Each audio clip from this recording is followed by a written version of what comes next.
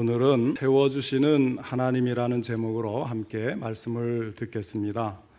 오늘도 하나님께서 예배드린 우리 성도님들을 만나주시고 생명의 말씀을 통해서 풍성한 은혜를 내려주시기를 축원합니다. 먼저 하나님께 기도드리겠습니다. 하나님 아버지, 오늘도 저희들의 예배를 받으시며 귀한 말씀, 생명의 말씀을 주시니 감사를 드립니다. 하나님 아버지, 이 말씀을 통해 저희들에게 말씀하시고자 하는 것이 들려지고 깨달아지고 실천할 수 있도록 바르게 전하고 바르게 듣게 하여 주옵소서. 성령님이 함께 하시고 도우시기를 간절히 바라고 원합니다. 예수님의 이름으로 기도하옵나이다. 아멘. 하나님은 소유권자이시며 동시에 공급자이시고 또한 회수권자이십니다. 이것은 바로 하나님의 주권을 말하는 것입니다. 그러므로 우리는 풍성하게 공급해 주시는 하나님을 만나야 하겠습니다. 그러면 우리의 삶도 풍성해지는 것입니다. 자, 우리 성도님들 한번 생각해 보십시오. 하나님을 풍성하신 분으로 믿으십니까? 아니면 빈핍하고 빈약한 분으로 믿으십니까? 우리 하나님은 모든 것의 주인이시요 풍성하신 분이심을 믿으시기 바랍니다. 바울이 그의 서신서 전체에서 풍성이라는 단어나 풍부 또는 넘친다는 말을 사용한 횟수를 보니까 42회가 넘어가요. 그만큼 사도 바울은 하나님을 통해서 풍요한 인생을 살았던 것입니다. 오늘 우리도 하나님의 풍성한 은혜 속에 살아갈 수 있기를 간절히 바랍니다. 사도 바울은 가난한 자 같으나 부유한 자였으며 약한 자 같으나 강한 자였고 없는 자 같으나 있는 자였고 아무것도 없는 자 같으나 모든 것을 가진 자였습니다. 19절에 나의 하나님이 그리스도 예수 안에서 영광 가운데 그 풍성한 대로 너희 모든 쓸 것을 채우시리라 말씀을 했는데, 미국이 낳은 위대한 설교가 윌버 체프만이라는 사람이 있습니다. 이 체프만 목사님은 사실 우리나라와도 관계가 깊은 분이에요. 1910년 한일 합방이 있던 해에 우리나라에 와서 5일 동안 부흥 집회를 해서 한국교회에 큰 은혜를 끼치고, 그 당시에 이제 막 시작한 1907년 평양 부흥운동, 이것을 이제 이어가면서 100만인 구령운동을 하였는데, 이 100만인 구령운동에 큰 영감과 영향을 준 목사님이 바로 이 윌버 체프만 목사님이신데요.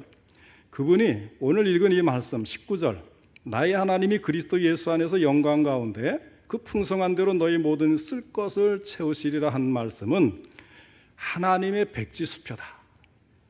백지수표 아시죠? 내가 쓰는 대로, 믿음이 있으면 많이 써서 많이 받을 수 있고, 믿음이 약하면 소심해서 적게 쓰고 적게 받는 이 백지수표와 같다, 이렇게 말씀을 했어요. 바울은 자신의 삶 속에서 하나님의 완전한 보증을 믿었습니다. 그래서 늘 행복했고 감사로 충만했습니다. 그렇습니다. 풍성한 공급자이신 하나님은 우리의 모든 필요를 다 채워주십니다. 이 사실을 꼭 믿으시기를 바랍니다. 그래서 우리 익산중앙교회 성도님들도 우리 인생의 현실에서 풍성하게 채워주시는 하나님의 은혜를 생생하게 체험할 수 있기를 바랍니다. 그런데 문제가 있지요. 주위를 둘러보면 모든 필요가 다 채워지고 있지 않은 듯이 보이는 경우들이 많이 있지 않습니까? 무엇이 문제일까요? 하나님이 거짓말을 하셨을까요? 아니면 좀 과장을 하셨을까요? 듣기 좋은 말씀이지만 실현 가능성이 없는 말씀을 하셨을까요? 때때로 우리의 필요가 채워지지 않는 것은 무슨 까닭이냐 하는 것입니다. 그것은 성경의 모든 약속에는 전제 조건이 있다는 사실을 간과하고 있기 때문입니다. 자, 이 약속에도 전제가 있어요. 어떤 전제일까요? 하나님의 풍성한 은혜를 공급받으려면 어떻게 해야 하느냐 하는 것입니다. 첫째는 그리스도 예수 안에 있는 자에게만 채워주시는 것입니다. 19절 상반절에 나의 하나님이 그리스도 예수 안에서라고 하였어요. 이 약속은 예수 그리스도 안에서만 유효하다고 하는 말씀입니다. 다시 말하면 오직 신자들만을 위한 것이라는 뜻입니다. 그리스도 예수 밖에 있으면 하나님과 원수가 됩니다. 그러므로 하나님의 복을 받을 수가 없어요. 하나님과 화목하려면 그리스도 예수 안에 있어야 합니다. 따라서 그리스도 예수 안에서만 하나님의 복을 받을 수가 있습니다. 모든 필요를 풍성하게 채우신다는 이 약속은 모든 사람을 위한 것이 아니라 오직 그리스도 안에서 믿고 의지하는 자에게만 주어진 것입니다. 왜 그럴까요? 하나님은 왜 우리에게 공급해 주시느냐 하는 것입니다. 우리는 사랑하는 하나님의 자녀이기 때문에 그렇습니다. 요한복음 1장 12절에 영접하는 자 곧 그 이름을 믿는 자들에게는 하나님의 자녀가 되는 권세를 주셨으니 하였습니다. 예수의 이름을 믿는 자는 하나님의 자녀입니다. 하나님은 바로 자기 자녀를 사랑해 주시는 것입니다. 그래서 날마다 풍성하게 공급을 해 주십니다. 이렇듯 그리스도 예수는 하나님의 복이 주어지는 통로입니다. 빌립보 교회의 성도들은 그리스도 예수 안에서 거룩하여진 하나님의 자녀들이었습니다. 그러므로 하나님은 그리스도 예수 안에서 그들에게 복을 내리셔서 그들의 모든 쓸 것을 채우실 것입니다. 둘째는 하나님을 전적으로 신뢰할 때 주어지는 것입니다. 우리가 그분을 신뢰할 때 채워주신다는 것입니다. 하나님만을 전적으로 신뢰하시는 우리 성도님들 되시길 바랍니다. 이 세상 모든 피조물 중에 걱정하고 염려하는 존재는 인간밖에 없는 것 같아요. 공중의 새들은 먹을 것을 걱정하지 않습니다. 들의 꽃들은 마실 것을 걱정하지 않습니다. 하나님께서 먹여주시고 입혀주시기 때문입니다. 그런데 인간은 가장 풍요로운 복을 누리면서도 늘 염려와 걱정 속에 살아가고 있어요. 왜 염려와 걱정 속에서 살까요? 그것은 지나친 욕심 때문이요, 하나님을 신뢰하지 않기 때문입니다. 우리 주님은 마태복음 6장 31절로 32절에서 무엇을 먹을까, 무엇을 마실까, 무엇을 입을까 하고 걱정하지 말아라. 이 모든 것은 이방 사람들이 구하는 것이요, 너희의 하늘 아버지께서는 이 모든 것이 너희에게 필요하다는 것을 아신다고 하셨습니다. 바울은 빌립보서에서만 은혜라는 말을 4번, 풍성이라는 말을 3번, 풍부라는 말을 3번이나 사용하고 있습니다. 하나님의 나라에는 모든 것이 풍성합니다. 그러므로 하나님이 빌립보 교회 성도들의 모든 쓸 것을 채우시더라도 하나님의 나라에는 조금도 충나지 않는 것입니다. 하나님의 나라에는 모든 좋은 것이 무한정으로 있기 때문입니다. 19절 말씀에 그 풍성한 대로 했는데요, 이것을 영어 성경에 보면 according to his glorious riches 이렇게 되어 있어요. his rich, 그의 풍성, 그분의 풍성하심을 따라. 그래서 하나님의 나라도 풍성하지만은 하나님도 풍성하십니다. 이 땅에서 우리가 부자라고 해서 다 풍성한 것 같지만 그렇지 않지요. 얼마나 또 인색한 사람이 많은지 몰라요. 구주머니에서 뭐 1원 한 푼 나오지 않는 그런 재벌들도 제법 있거든요. 그렇지만 하나님은 가진 것도 풍성하시지만 사랑도 풍성하시기 때문에 빌립보 교회 성도들의 모든 쓸 것을 채우시되 풍성하게 채우실 것입니다. 하나님은 그리스도 예수 안에서 영광 가운데 그 풍성한 대로 빌립보 교회 성도들의 모든 쓸 것을 채우실 것입니다. 사도 바울 역시 일평생을 하나님께서 주시는 풍성한 은혜 속에 살았습니다. 사실 바울이 남들보다 더 가지고 살았던 것이 아니었지요. 바울은 맨손 맨발 맨몸으로 살았던 분입니다. 그러나 바울은 오직 살아계신 하나님만 신뢰하며 살았습니다. 그래서 날마다 감격 어린 하나님의 은혜를 힘입고 살았습니다. 그래서 늘 감사와 행복을 고백했습니다. 오늘 본문에도 바울은 풍성한 공급자 하나님이 나의 하나님이시라고 간증하고 있습니다. 그렇습니다. 하나님은 믿고 의지하는 자에게 전적으로 채워주십니다. 우리의 필요를 아시고 도와주십니다. 그러므로 하나님만 전적으로 믿고 신뢰해야 합니다. 물론 우리의 필요와 우리의 욕심 근본이 달라요. 내가 필요해서 구하는 것과 욕심이 나고 탐이 나서 더 사치하기 위해서 구하는 것은 근본적으로 다르다는 것입니다. 그래서 모든 쓸 것을 채우시리라고 할 때에 이 모든 쓸 것은 need라고 하는 정말 필요한 것, 이런 것을 의미하는 영어 단어가 되어 있어요. 우리의 이기적인 욕심은 채워주지 아니하시지만 우리가 필요하러 하는 것들은 다 채워주신다는 거예요. 다윗은 모든 것이 풍성했던 왕이지만 오직 하나님만 신뢰했습니다. 결코 권력을 의지하거나 물질을 의지하지 않았습니다. 더욱이 사람을 의지하지 않았습니다. 다윗은 그의 시편 115편 9절로 14절에서 복을 주시는 하나님을 이렇게 의지하라 하면서 그분에 대한 신뢰를 노래한 적이 있습니다. 그것을 보면 이런 뜻이에요. 이스라엘아 하나님을 의지하여라. 하나님은 도움이 되어주시고 방패가 되어주신다. 아론의 집이여 하나님을 의지하여라. 하나님은 도움이 되어주시고 방패가 되어주신다. 하나님을 경외하는 사람들아 하나님을 의지하여라. 하나님은 도움이 되어주시고 방패가 되어주신다. 하나님께서 우리를 기억하여 주셔서 복을 주시고 이스라엘 집에도 복을 주시며 아론의 집에도 복을 주신다. 하나님을 경외하는 사람에게 복을 주시니 낮은 사람 높은 사람 구별하지 않고 복을 주신다.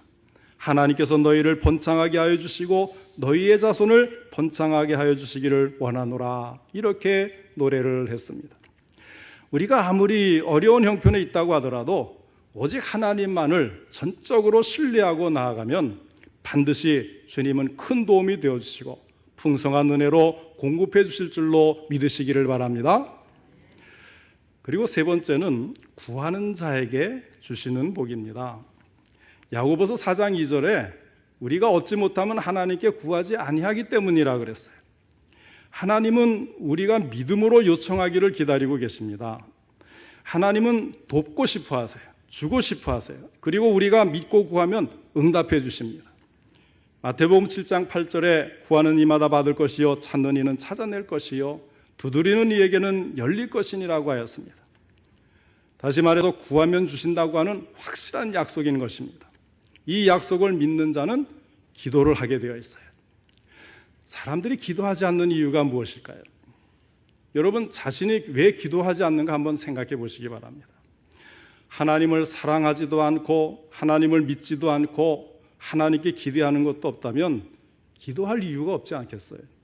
그러니까 기도하지 않는 이유가 단지 게으름 때문만은 아니라는 것입니다. 풍성하신 하나님을 믿지 못하고 기도하면 주시겠다고 하는 하나님의 약속을 믿지 못하니 기도가 안 되는 것입니다. 하나님의 도우심을 구하시기 바랍니다. 그러면 풍성한 은혜를 공급받게 될 것입니다. 어느 가난한 농부가 있었는데요. 그는 누구에게 돈을 꾸어달라는 말도 꺼내지 못할 정도로 대단히 순진한 사람이었습니다. 근데 더 이상 견딜 수 없을 정도로 어려워지니까 생각하다 못해 하나님께 편지를 썼어요. 하나님, 예수님이 내 이름으로 구하면 무엇이든지 다 주신다고 하셨습니다. 제게 500만 원만 주세요.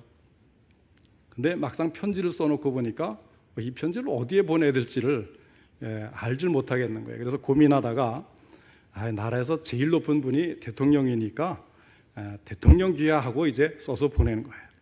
대통령이 편지를 받고 웃으면서 250만 원을 보내주었습니다.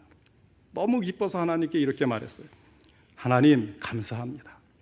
그런데 다음부터는 제게 직접 주세요. 대통령을 통해 주시니까 반을 떼어 먹고 보냈습니다. 좀 웃자고 하는 얘기가 더 들어있는데요. 분명한 것은 믿음의 기도는 응답된다고 하는 사실입니다. 이런 말이 있지요. 하나님은 당신이 입을 닫을 때까지 자신의 창고를 결코 닫지 않으신다. 입을 열어 기도하는 동안에는 하늘 창고도 활짝 열어 도와주신다는 말씀입니다. 우리에게 기적이 없는 것은 믿음이 없기 때문입니다. 믿음이 없으니 기도하지 못합니다. 그러나 기도하는 자에게는 놀라운 일이 일어나는 줄 믿으시기 바랍니다. 바울은 에베소 3장 20절에서 우리 가운데 역사하시는 능력대로 우리가 구하거나 생각하는 모든 것에 더 넘치도록 능히 하실 이에게라고 하였습니다.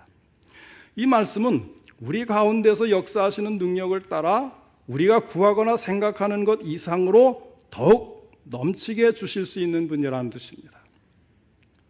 저희 가정도 필요할 때는 하나님께 구하죠. 제가 늘 주세요 하지만 말고 하나님께 어떻게 헌신해야 될지 힘을 주십시오 이렇게 이런 식으로 기도하는 걸 많이 강조했지만 저도 필요하면 구해야죠. 하나님의 자녀니까. 한 번은 저의 큰딸이 대학을 졸업하고 취직이 어려우니까 해외 어학연수를 다녀와야겠다고 했어요. 두 아이가 모두 다 대학을 다니던 때였기 때문에 지출이 커서 저희에게는 모아놓은 돈이 없었습니다. 그래서 저와 저의 집사람이 기도를 시작하였습니다. 풍성하신 하나님께서 책임지고 도와주십시오. 누구나 다 가는 어학연수를 시골 목회하는 목사의 자녀라고 해서 가지 못한다면 그런 불평등, 불합리한 일이 어디 있습니까? 기도를 했어요. 목사는 가난해도 아버지 되시는 하나님은 부자가 아니시냐고 따졌습니다. 때를 썼습니다. 그때는 이명박 정권 때였는데 마침 세계적인 금융위기가 찾아와서 환율이 막 올라가던 때였어요. 아마 제가 달러를 제일 비싸게 샀던 때였던 것 같아요. 연수 비용도 그만큼 많이 들었습니다. 그런데 참 신기하게도요, 저희가 기도를 하니까 그때부터 저의 둘째 딸이 대학에서 전액 장학금을 받게 된 겁니다. 그래서 그 학비를 큰딸 연수 비용으로 돌려서 무사히 연수를 끝내고 돌아오니까 제법 영어를 하게 되고 작은 회사에 입사가 가능해졌어요. 거기서 다시 경력사원으로 조금 더 큰 회사에 들어가고 나니까 직장 생활이 안정되는 것을 보았습니다. 그리고 시카고에서 연수를 했는데요, 그곳에서 신랑감을 만나서 결혼을 해가지고 지금 제 사위가 되었어요. 하나님이 그 풍성한 대로 너희 모든 쓸 것을 채우시리라고 하는 그 말씀, 바로 이런 뜻인 줄 믿으시기 바랍니다. 예수님은 요한복음 14장 14절에 내 이름으로 무엇이든지 내게 구하면 내가 행하리라고 약속하셨습니다. 이처럼 믿음으로 도움을 구하면 큰 능력으로 도와주십니다. 기도하는 만큼 놀라운 은혜를 베풀어 주십니다. 믿으시고 열심히 기도하셔서 풍성하신 하나님께로부터 모든 쓸 것, 필요를 채움받으시기 바랍니다. 그 다음에 네 번째는 헌신하는 자에게 주시는 복입니다. 빌립보 교회는 참 멋진 교회였어요. 개척 첫 출발부터 선교 헌금에 총력을 쏟았습니다. 말 없이 바울 사도의 선교와 목회 사역을 도왔습니다. 빌립보 교회인들은 심히 가난한데도 힘을 다해서 바울의 표현을 빌리면 힘에 지나도록 자원하여 목회와 선교 후원을 했습니다. 넉넉해서가 아닙니다. 자기들은 가난하고 어려웠지만 있는 힘을 다해서 헌신을 했습니다. 이처럼 빌립보 교회는 규모가 작았지만 크게 헌신하는 교회였습니다. 주의 일을 기쁨으로 크게 한 교회였습니다. 18절 하반절을 보세요. 에바브로 디도편에 너희가 준 것을 받음으로 내가 풍족하니 이는 받으실 만한 향기로운 제물이요 하나님을 기쁘시게 한 것이라 말씀을 합니다. 빌립보 교인들이 바울의 선교 사역을 위해 물질을 바친 것입니다. 그것이 복음을 전하는 데 풍족하게 하였고 하나님을 기쁘시게 한 일이라고 말씀한 것입니다. 빌립보 교회가 이처럼 어려운 중에도 선교하며 헌신을 했을 때 그런 그들에게 바울은 17절에 너희에게 유익하도록 풍성한 열매를 구한다고 했고 19절에는 하나님이 그 풍성한 대로 너희 모든 쓸 것, 다시 말하면 그들의 필요한 것들을 채워주실 것을 믿는다고 한 것입니다. 헌신하는 빌립보 교회가 잘 되기를 기도하고 교인들이 복받기를 구한 것입니다. 운물물의 이치를 생각하면 이런 축복의 원리를 쉽게 이해할 수가 있을 것입니다. 첫 번째 원리는 운물물은 쓰는 만큼 채워진다는 사실입니다. 쓰지 않는다고 넘치지도 않아요. 내가 다른 사람의 필요를 채워주면 하나님은 나의 모든 필요를 다 채워주십니다. 내가 주는 사람이 될수록 내 인생은 하나님께서 채워주시는 풍성한 인생이 되는 것입니다. 헌신하는 만큼 크게 되고 크게 쓰임받고 큰 일을 이루고 큰 복을 받습니다. 그 다음에 두 번째 원리는 오랫동안 고여있는 물은 더러워지고 점점 물이 말라간다는 사실입니다. 하나님은 우리에게 채워주기를 원하시고 복을 주기를 원하시지만 때로 우리의 그릇이 너무 작기 때문에 작은 믿음으로 큰 복을 감당하지 못하기도 합니다. 때로는 우리의 그릇이 깨끗하지 못하기에 다른 것들로 차 있기 때문에 주님이 채워주실 수 없을 때도 있는 것입니다. 사랑하는 익산중앙교회 성도 여러분, 믿음으로 헌신하는 자들이 되시기 바랍니다.